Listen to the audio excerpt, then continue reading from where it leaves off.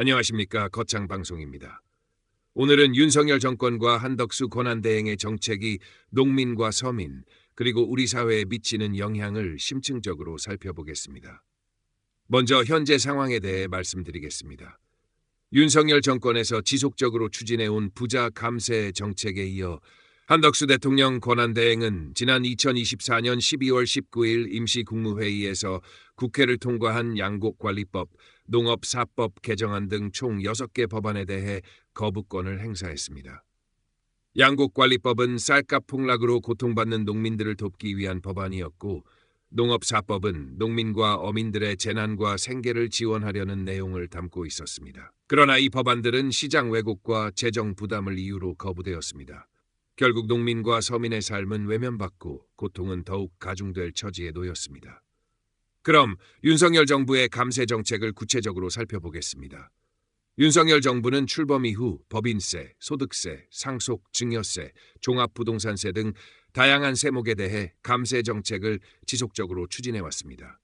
그 결과 향후 5년간 무려 81조 3천억 원의 세수가 감소할 것으로 예상됩니다. 이 금액은 이명박 정부 시절 감세 규모였던 약 45조 원의 2배에 달하는 수준입니다. 이 정보는 신뢰할 수 있는 오마이뉴스의 보도를 통해 확인되었습니다. 감세 정책의 수혜자는 누구일까요? 국회 예산정책처의 분석에 따르면 연간 총급여 8,400만 원 이상을 받는 고소득층의 세부담은 약 20조 원 감소할 것으로 예상됩니다.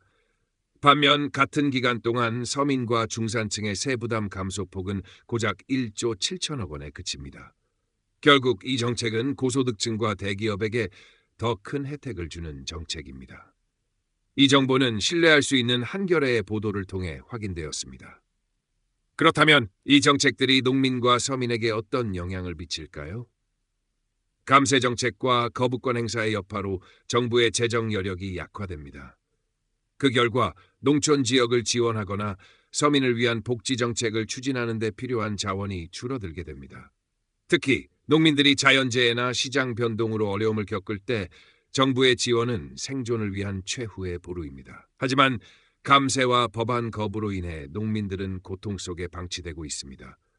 농민과 서민이 직면할 문제는 실질적인 삶의 위기입니다. 부자 감세의 더 큰 문제는 사회적 불평등의 심화입니다. 감세 정책은 부유층에게 혜택을 주고 서민에게 돌아갈 재원을 줄이는 방식으로 부익부 빈익빈의 구조를 강화할 가능성이 큽니다. 정부는 낙수 효과를 기대한다고 하지만 과거 사례를 보면 이러한 기대는 대체로 실현되지 못했습니다.